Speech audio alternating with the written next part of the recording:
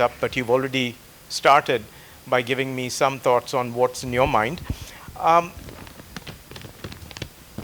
I'll just say a word about my background, which is I am a professor at INSEAD, a business school, and the subject that I've normally been teaching is strategy. Over the last maybe 10, 12 years, I've also been more and more dealing with broader issues of leadership inside and outside education, primarily in the private sector, so to speak, as enterprises. But I work now with a whole bunch of people who are social scientists, that is, economists, sociologists, psychologists, but also philosophers. So over the last 10 years, I've been working with philosophers, an amazing group of people, and of course, business leaders and so on. So I'm drawing on what I refer to now as the human sciences, which includes the humanities, but also the social sciences. Now, last night coming over from France, I watched a documentary on the plane. And this documentary was about grizzly bears. So it was about the Canadian Rockies, and they were looking at, what has happened to the wild population of grizzly bears and other fauna in the Rockies area. And apparently there's a US-Canada border, and then there are many highways, and there's a lot of habitation, human habitation. And so the wildlife population, especially grizzly bears, has declined quite a bit. They created some parks, and then they found these kind of natural reserves, nature reserves, as one kind of solution. But over the last 20, 30 years, it's become evident that you cannot have like Gorongoro crater. Okay, that could be a reserve, but then eventually over generations, the biodiversity will get much weaker. The genetic diversity will get weaker if you have inbred populations. And that can lead to problems and feeble systems. So they are creating ecological corridors, connecting different reserves across Canada and the US. Now, the whole story was about ecosystem and collective action, because there are different services involved. There are university specialists who study, for example, grizzly bears, and they are biologists or they are forest rangers. There's the government. Then there are the farm owners or the land owners. Then there are the trucking companies and the highway construction people.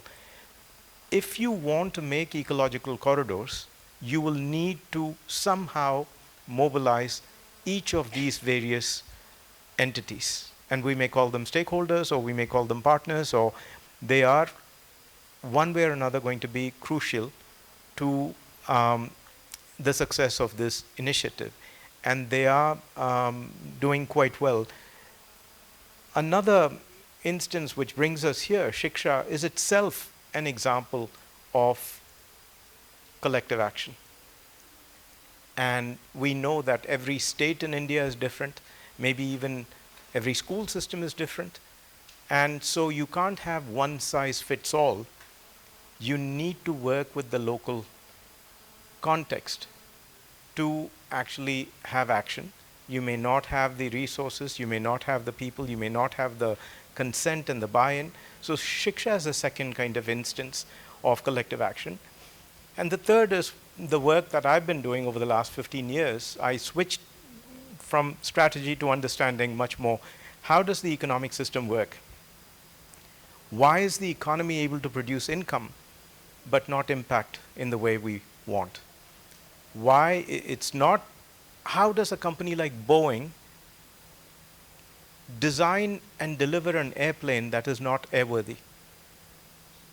How does that happen that such a rich company in such a rich country with a CEO who was educated at Yale and Harvard end up making a judgment like this?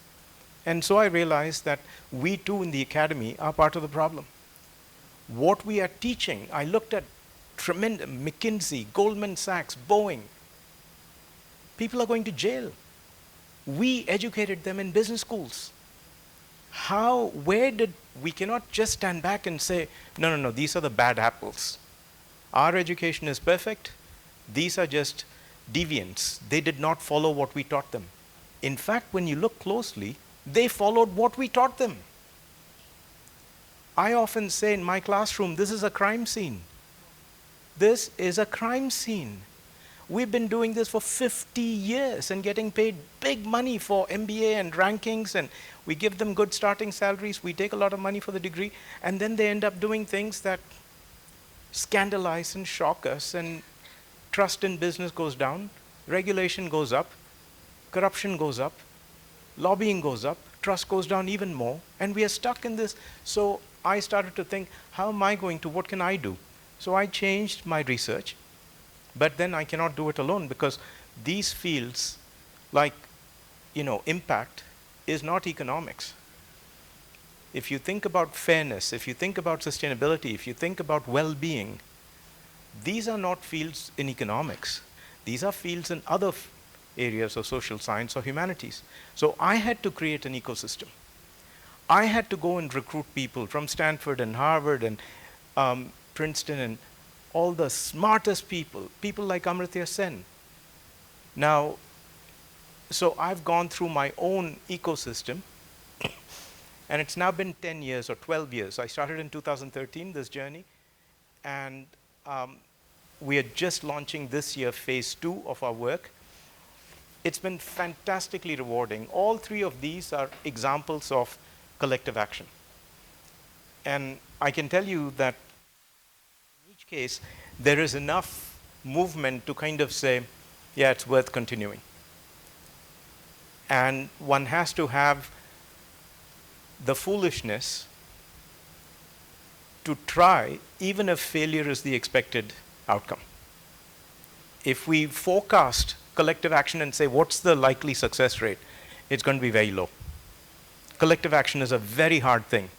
So if you just go on expected value and say, well, if the expected value is negative, I should not even try because I'm rational, that would be a problem.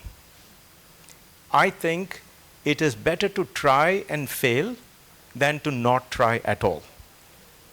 But however, we don't want to fail, we want to do better. So the question becomes, how can we do better? How can we improve the odds of being effective or at least moderately successful in collective action? So that's the question that I'd like to address. Is that okay? Wonderful. And so the first thing is the 3 Ps: preparation, process, payoffs. I talked this morning about caring. To care is to prepare. Whether it is about grizzlies or whether it is about Teach for All or whether it is about education in India, K through 12, or whether it is about reforming the economic system as I'm. If I don't know what I'm talking about when I go to meet Amartya Sen and ask for his support, they are going to be crushed and disappointed, saying, such an important topic, but you're singularly unprepared. You have dishonored the importance of that. If you talk about early childhood, or if you talk about marginalized, but you don't actually know why is the problem a problem, who else has tried to address it before you? If it's an important problem, whether it's school infrastructure, substance abuse, or anything, whatever, grizzlies, why? If it's important, somebody has looked at it. They could be from the private sector, from the public sector, from the third sector, etc. If you have not done your homework and you don't understand the people who have come before you, then you're starting as if, oh, look, it may be new to you, but it's not new to the world. And you have to have the rigor to really go into it. One of the things I learned from Indra Nui, she was a CEO at PepsiCo and she was interested in sodium and plastic, and any time she took a topic, she would go deep into it. What exactly is plastic? Now, she has a degree in chemistry, so for her, it was somewhat natural maybe to learn about molecules and whether it was sodium molecules or PET. But the general point is prepare. To care is to prepare. Don't go out, don't leave home without it. And people underestimate. So when we were doing this jury, the awards, we had to start with what exactly are learning outcomes that we're looking for. What are we going to celebrate? And why are we celebrating that? Do we have a theory of how learning works? Not how teaching. We have a lot of theories of teaching. We don't have enough theories of learning. And what we're interested in making students into learners, not teachers into better teachers.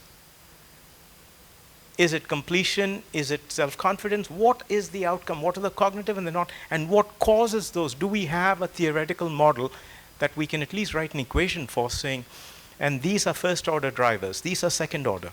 Why are they being neglected? If we can, in 2 months, come up with a theory like that, how come it's not? Then you have to go deeper and asking why, like a child, until you kind of see that's the real problem, that's the root cause. And the minute you have a hypothesis, what do you have to do next to prepare? You have to find the world's leading expert on that and go and say, please, I have a silly hypothesis, but I want to run it. You've spent 50 years of your life studying this. I spent 5 months. I can't jump to the frontier without going to the great sages of that topic, whatever the topic is. There's always someone who has studied things. Maybe sometimes there is no one. But then you go to the closest, but you have to go to the wise people in your field. And you have to check it. It's not just enough to have passion and caring. To care is to prepare. To prepare is to really be rigorous and respect that topic. And so this is what I do. I will pick up the phone but I will be prepared. I will write an email which is 1 paragraph, but you will know that I have even read your work. Not only do I care about this issue, this is what, and here's why I'm calling you. When people see a well-prepared person, they're willing to give few minutes. And usually the few minutes can then learn. So this is the first thing. And the rule I use is 80-20. You have to do 80% of the work. You can ask for 20% of the collaboration. You cannot do 20% of the work and ask for 80% collaboration. It's a hard sell. Because expected value is failure. Because there are too many things that can go wrong. It's a chain, the weakest link, and so people know that. And especially resource-rich people, smart people, they know everybody comes to them. And so only the prepared can actually be invited to sit down. The others will be like, thank you, and good luck. So 80-20, the process. Second thing, and this is severely neglected, and it's the reason why so many collective orchestrations that we need, that we say we want. To give you an example, the renewable energy. In the United States, for example, today to get a renewable energy permit takes 8 years, 10 years. Nobody is going to wait. You lock up your capital for 8 years, you're never going to make your money back. So renewable energy is stalled. We know the technology. We have $2 trillion from this IRA, the Biden Inflation Reduction Act, which was actually a green bill. Even with the money, even with the technology, and the likes of Elon Musk and so on, renewable energy is not happening. We are rebuilding coal and nuclear and so on. What's going on? What's going on is process has been violated. So agency is often distributed. I may have care for a problem. I may be really concerned about education. I may be really concerned about energy and greenhouse gases. But my idea will have consequences for you. And if I'm not willing to come and talk to you about that, there's a lot of marketing involved, a lot of selling involved, even for obvious things. So if you want to go and tell a coal mining family in Virginia, coal is bad, it's the dirtiest fossil energy. And so we should ban coal mining. Cattle farming is bad, cattle produces greenhouse gases and there's other land damage and so on. We should reduce cattle. We should use plant-based protein, not animal protein. If you're going to affect me, you better please consult me. Talk to me, respect my livelihood, not just save the planet or save some future people. You've got to save the present people. So the transmission lines, you put an offshore wind farm, you've got to bring the electricity inland. Every town that goes through has to give you a permit. for the zoning of that transmission line. But if you sold your product or your project to the capital markets and to the federal government, but not to those towns and cities, and you back end that, you're going to take 8 years. Every town you have to sell. We underestimate how hard collective action is and how much selling is involved. Being moral and being morally right is necessary but not sufficient. And so there was this famous rich guy called Larry Fink, who was a co-founder of BlackRock, one of the biggest asset managers in the world. And for 10 years, he wrote a letter to the CEO. And he told the CEOs, ESG, from now on, you have to change. It's not just profit, it's people and planet. And last year, he stopped the letter because people pushed back. It should never have been letter to the CEO. It should have been letter with the CEO. Do you understand that the CEO has to make trade-offs? A company like PepsiCo or Coca-Cola, they're in the Fortune 50. They are called dividend kings. They have been increasing dividends for 50 years in a row. Pension funds require them to do that. And there will be trade-offs. There's always a J-curve. Things get worse before they get better. But if you don't have that understanding and you pressure CEOs, at some point, initially they greenwash, and after that, when Trump gets elected, they just say, forget about the ESG, DEI. You didn't consult me. What is diversity? What is Black Lives Matter as if white lives don't? All of this is a failure of process. It's not a bad idea, diversity, inclusion, etc. It's just when you don't consult and you jump to, I'm morally right, therefore I'm morally superior, wow, good luck. Good luck. Marketing was created 100 years ago. 1920 is the first marketing department. Marketing is when I think you and I should do business. It's going to be good for you. That's why I advertise, say, use my software, use my bank, use my food. It'll be good for your health, etc. Now, I'm actually asking you to make a sacrifice with me. But I don't want to market. You will automatically sacrifice because I'm sacrificing. My example is enough. Give me a break, I'll have to market twice as much to you. When it was good for you, I had to market, I had to sell you. Adam Smith said this. He said exchange, social exchange. You have to persuade the other person. He says human beings were given the gift of language. He says only humans have the gift of language. He calls it a rhetorical capability. We have a rhetorical capability, which is to persuade others. But if you don't engage in that persuasion ex ante, before you go off and sign your deal or make your announcements, wow, that's when you have the humility. That's when you're showing respect. And then the other person says, okay, so you understand that this will harm me in the short run to benefit somebody else in the short run or the future. You're asking me for a sacrifice because you think it's the better way. My children would be working in the farm, but you're saying take them to school. How will I make up this money? How will I, so, and what does process mean? Process means 3 things. Engage, exchange, explain.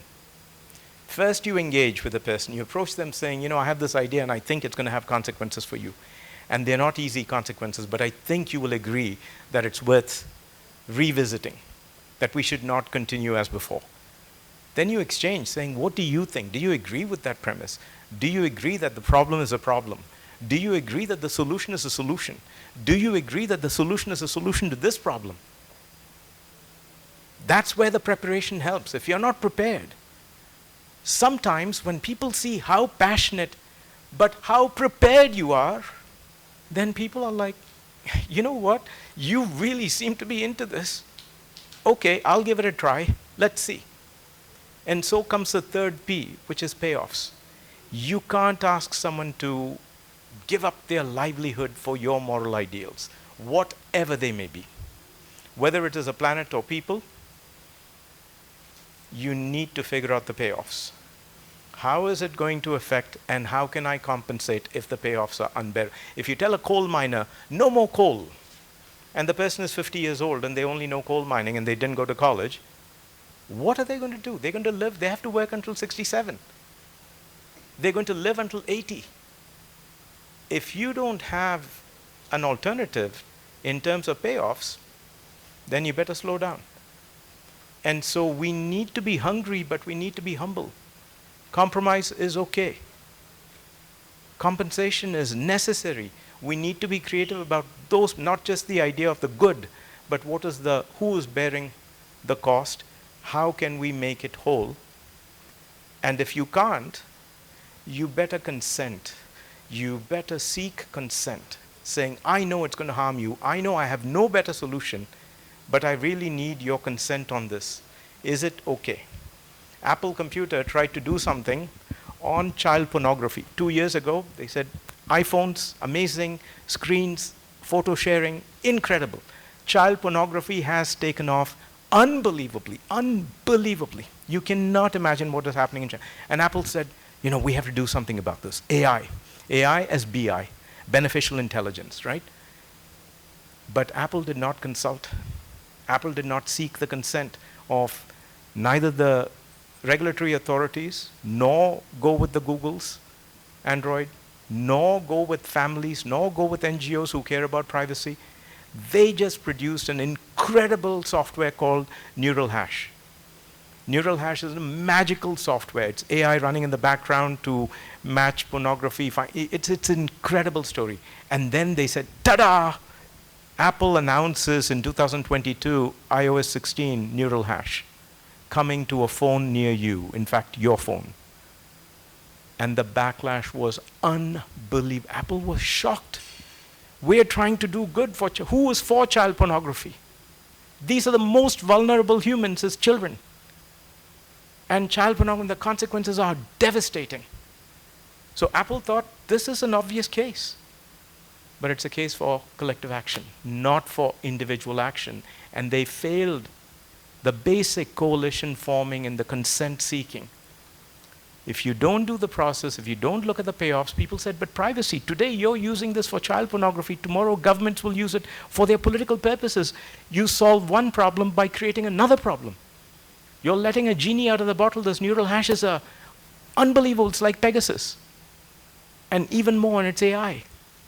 So these are the three things. And then, how am I doing on time? Yeah. Does it make sense what I'm saying? Yes. And so the last point, maybe I have 2 points, is what I've learned in my journey and over these last 10, 15 years is education is so much, and our human capital, we call that human capital, and education is the way in which we upgrade human capital. But human capital is not just cognitive skills. To be effective in collective action, we also need non-cognitive skills. Now, if you look at cognitive skills, it's the usual literacy, numeracy, etc. And that's what the PISA scores are measuring. So when we do PISA scores, the first thing they measure is literacy. Are you children reading at the age-appropriate level? Then we do numeracy. Are they doing arithmetic and math at the age-appropriate level, right? But which is the most important thing we wish every child to have? More than literacy and numeracy, I would argue, is decency. There is no PISA score for decency, but that's a non-cognitive skill. The Boeing and the McKinsey opioid scandal, all of this happened because of a lack of decency. They had incredible numeracy and literacy, I tell you. And computers initially were numerate. Now they're also literate. That's what generative AI is, right? So cognitive skills we can actually delegate increasingly to machines. But the non-cognitive skills, this is where humanity kind of rests. And there are 4,000 non-cognitive skills that labor economists have figured out. So we can't remember all of this. I want to share with you the top 5 or 6 non-cognitive skills. Number 1, energy. If you want to orchestrate anything and you don't have energy and endurance, it was talked about this morning in the first session, how without endurance, without energy, and most of us don't know where our energy comes from. But energy is just another thing that we can produce every day. It's a chronic need. And somebody, told me in a funny way, and I think it is funny, he said there are 2 kinds of people, those who bring joy wherever they go, and those who bring joy whenever they go. And he said, you have to figure out every morning, today, what kind of energy are you going to have? Are you going to bring joy wherever you go or whenever you go? This is a habit, it's a discipline, producing energy, regulating that energy, physically, emotionally, spiritually, intellectually, all of these energies. So if you can, please learn where your energy sources are and how you recharge that every day for the rest of your life. Otherwise, we get tired because this orchestrating collective action or any kind of action is fatiguing, especially when people say no, when they say yes and they don't follow through. So you need energy and endurance. That's non-cognitive skill number 1 in my book. I run a CEO course at INSEAD, and we spend half a day with the CEOs on energy. It's the first time they've heard, what is energy? Where does it come from? How do I produce it? How do I train it and tune it? Okay. Number 2 is relationships. Without relationships, and the relationships have to be wet. I have everybody's mobile phone. When I call, people will answer. Why? Because I'm prepared. I might text you saying, can I take 60 seconds? Can I take 15 minutes? I will be very honest with you. But I need you now, not like, call my assistant, let's book a date, no, things are live. Something came up, I need just a quick yes, no, or what do you think, etc. But relationships are really, really key. And relationships are about care and intention. Do you care about the other person? It's not about caring in the project. Everybody cares about the project. But relationships, does a person feel you care about them, you value their time, their confidence, their discretion, their data, their money, etc., etc. And relationships require time. So we can't have, so one of the courses that I started at INSEAD about 3 years ago is called C2C, choosing to care and caring to choose. So we are training MBAs to care. But then we say you can't care about everything. You choose to care, but you care to choose. You choose one thing and then you go deep into that, and your relationships you can't be burdening people with too many demands and all of the great worries that you have. So relationships are another non-cognitive skill that I now bring in my CEO program. Most of them think about leadership, but not relationship. They don't know how to manage their board. They don't know how to manage their subordinates. This is a failure of education. I tell you, the academy has really failed. We've done too much focus on cognitive skills and not enough on non-cognitive skills, especially for adults, especially people who want to orchestrate these kinds of things. And third non-cognitive skill is, of course, caring itself. Caring is a non-cognitive skill.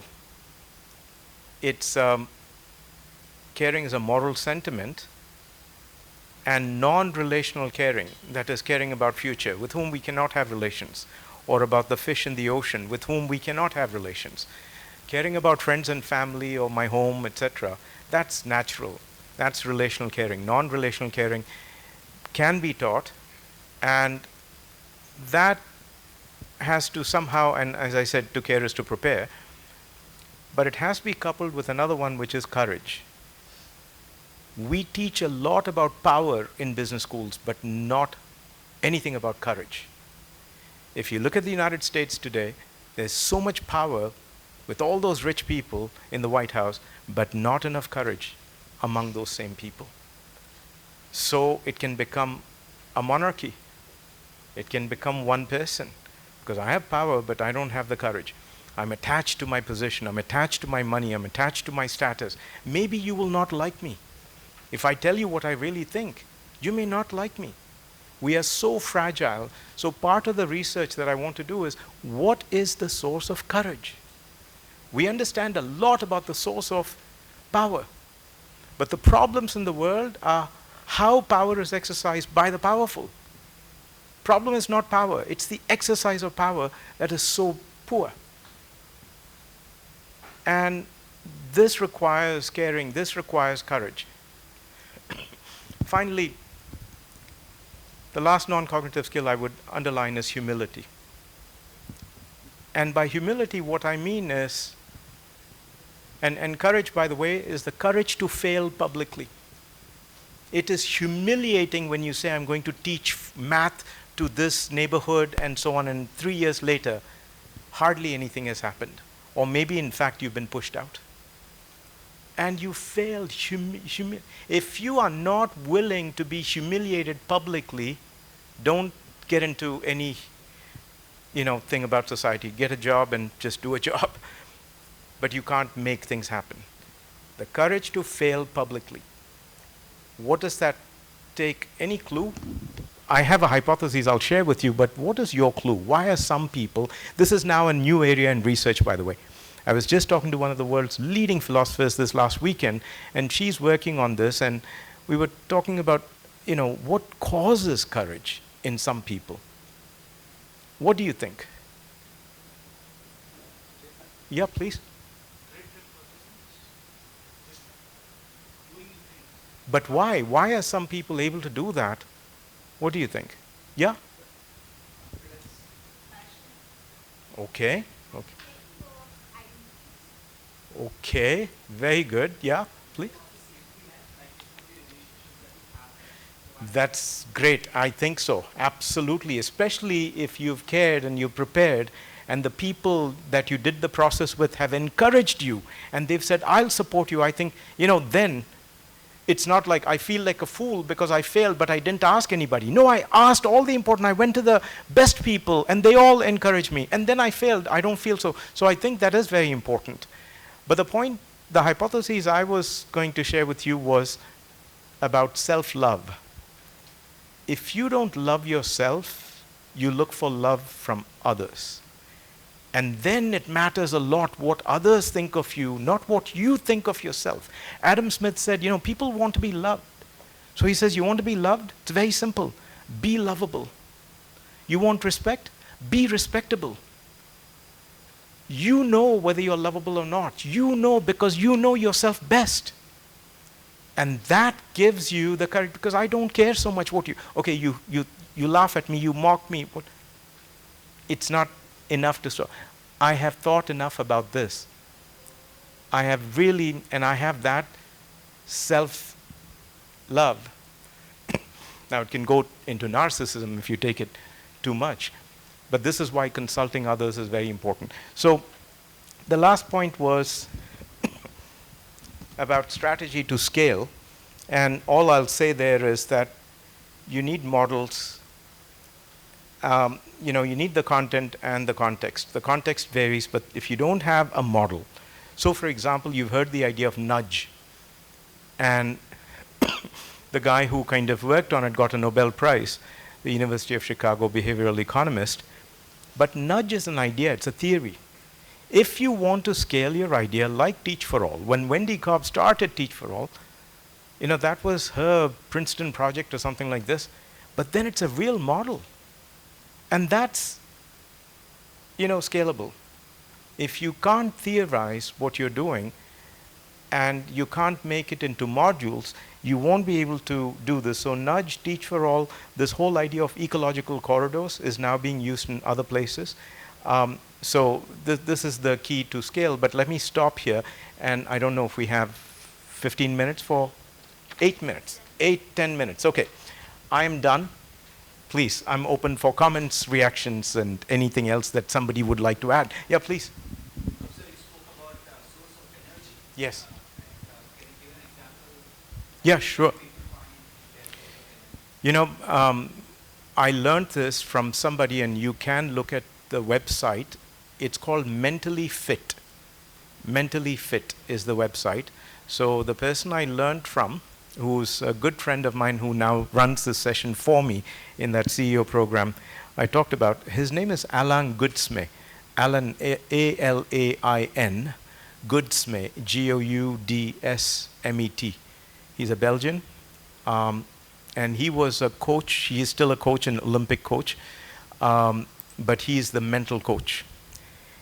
And he has specialized, and I believe he may even have a book on this, but certainly he may have some videos online. I have not checked. And so he goes through a kind of chart and he says, top 7 energy sources. Any guess what is energy source number 1?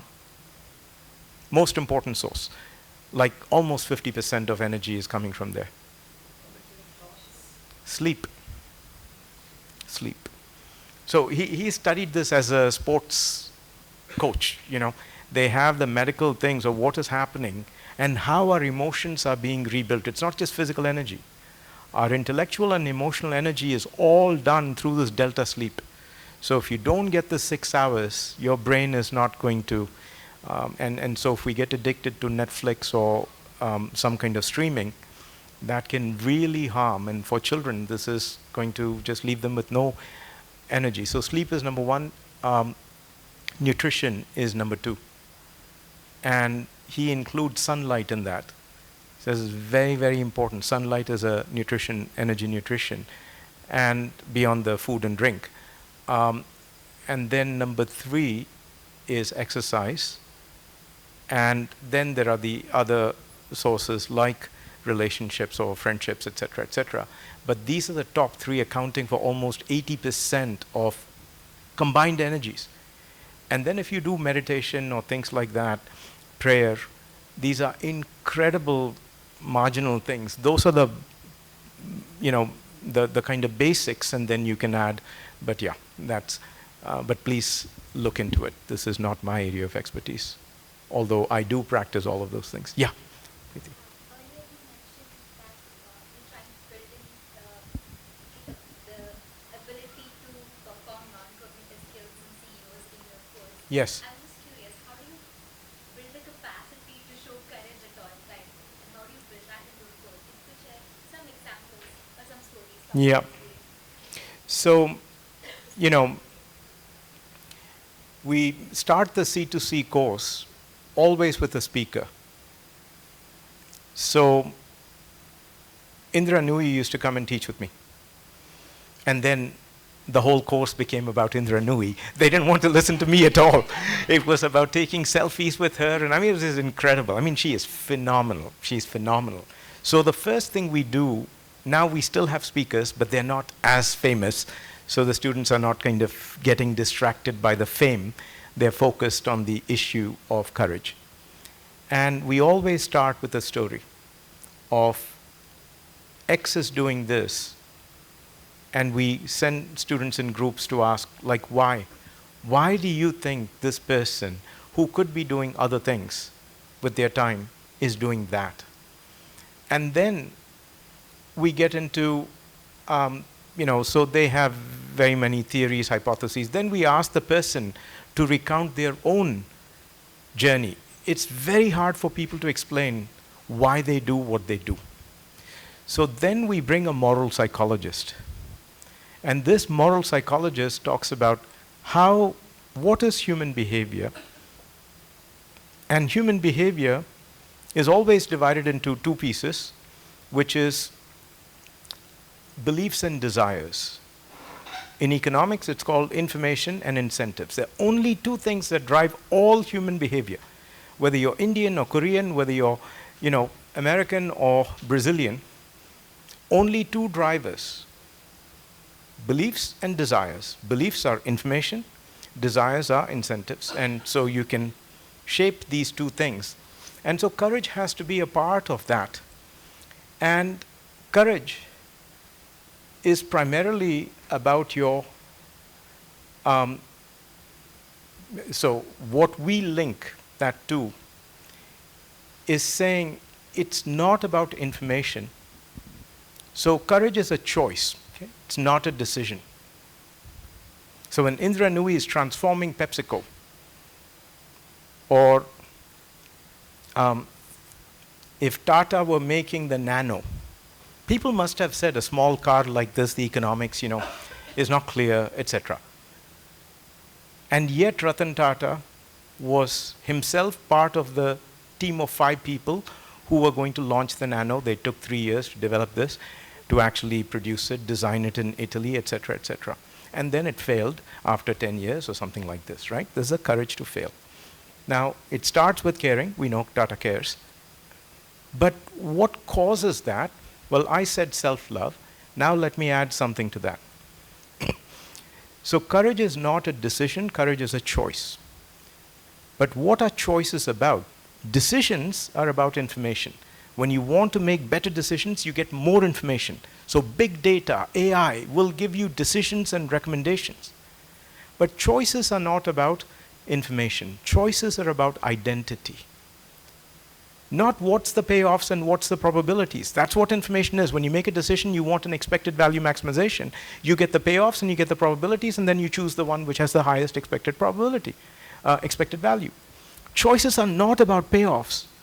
They're about principles. Who am I? Who is the Tata? What is Tata stand for? And if I don't try to make mobility safe and affordable for middle-class Indian families, then what's the point of being a Tata enterprise, 100 years, etc.? This is a company that was into nation building. This is their identity. That's why when Ratan Tata died last year, people cried. It is rare that you have an executive, an industrialist dying, and people kind of feeling national mourning. He's not a political leader. This family is not a political family in the traditional sense, right? And so the courage thing has to do with identity. So we bring a moral psychologist to talk about how do we, and what do you think? Do we discover our identities or do we construct our identities? What do you think? We construct our identities. You can discover information, but you have to construct your identity. And that's what growing up is.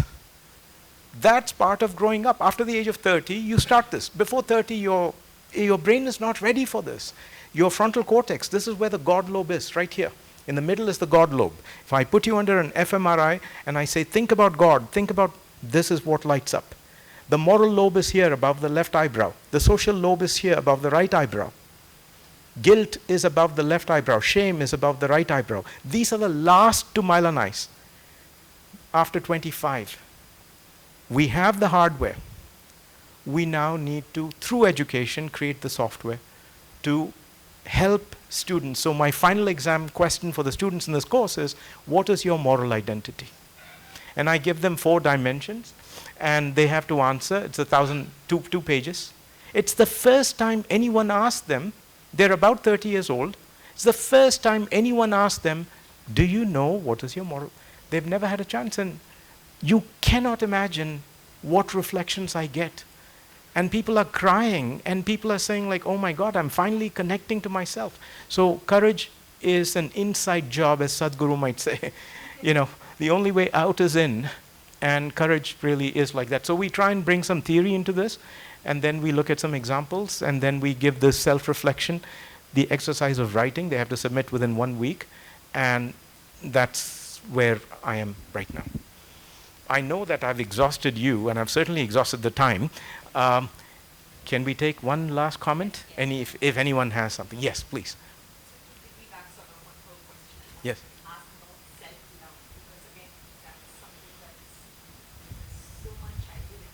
Correct. That's right. That's right. Wow.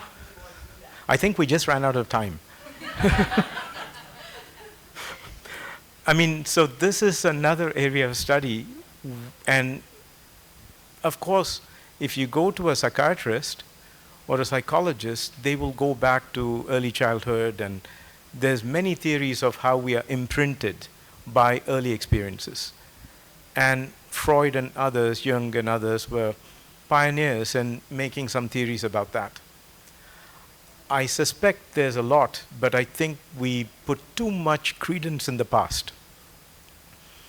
I think if we can be educated into kind of constructing ourselves to overcome all those traumas. I mean, so healing is a big deal, right? In self-love. So one of the things about relationships is the idea of forgiveness. And the most important relationship is, which is the most important relationship? With yourself. And we make a lot of mistakes because our desires are very strong, our drives are very strong.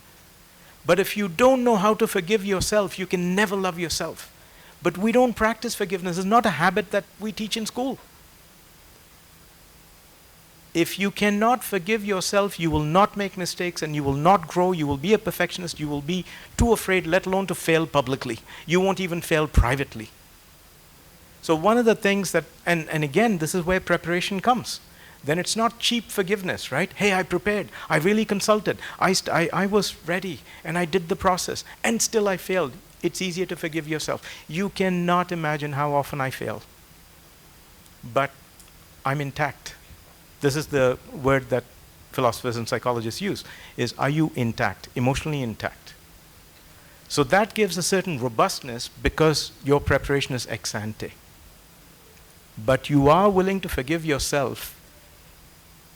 You know, I don't know, how many of you easily forgive yourselves easily?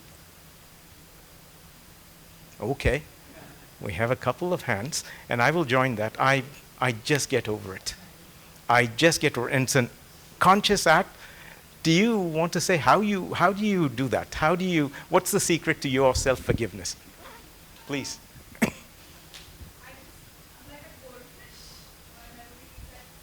Oh, I see. And what about you? What is your... Take it on the go, because if you try to treat both success and failures Yeah. with some sort of a... Humility, not too much, right? It's kind of like, okay, I'm nobody, and so if I fail, I'm still nobody, and I'm maybe less of a nobody or more of a nobody, but, you just don't take yourself that seriously, and it's okay. So, but this is what I would say. I know there was a comment here. Please, I take this, and then we conclude. Yeah. Oh, right, go ahead, yeah.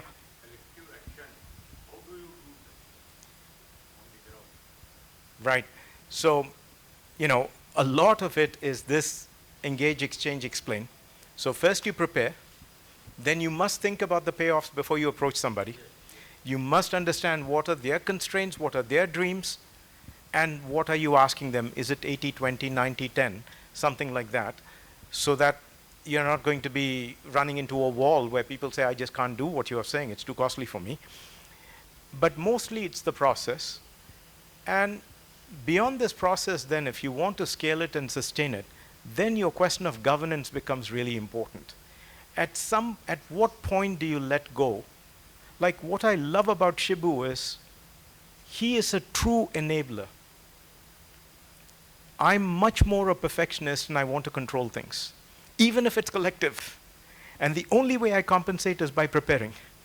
So I'm really prepared, so people are like, fine, you did the job, and that's okay, I will fit into your program. But I don't think this is sustainable. I think Shibu's thing of setting a good kind of North Star and then really, allowing people to run with it and allowing them to make mistakes. And really it's like not saying this is my football and let me kick it into the goal, I will score. This is a football, let's play with it. And then you slowly back off, and then you sit on the sideline and you bring the towels and the water and the Gatorade or whatever it is to give energy. So, but this governance thing is a tricky one in collective action. And I've thought about it, but I think we don't have enough time to go into this. All I can say is what you're asking, when it comes to sustaining and scaling, governance super important. The more, and Elon Musk. I think technology can play very important. I think it's, I'll tell you maybe one last point, if you allow me. At my school, INSEAD, our culture allows that. Our culture is a culture that I refer to as OIE. OIE culture means we feel like owners. So each person owns the school. It's not the dean. It's everybody feels ownership. So we feel like owners. We think like innovators. And we act like entrepreneurs. So feeling, thinking, acting, OIE, feel like an owner, and the rituals that we have to convey ownership to any newcomer, then the school is just self-regulating. Exactly. But it is done with a frame. Our founders, our governance is superb in encouraging this. and they really are very strict that we cannot, they draw some boundaries saying, for example, COVID, we ran out of budget. Our school had to nearly shut down. And so we had to borrow from the bank. They don't like us to be financially dependent on anything. You have to make your P&L, you have to make your payroll, et cetera, So there's some good firm guidelines, but within that, OIE, it's your school, you own it.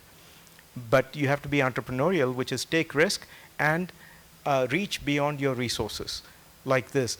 But so if you have a culture, then you can actually govern collective action.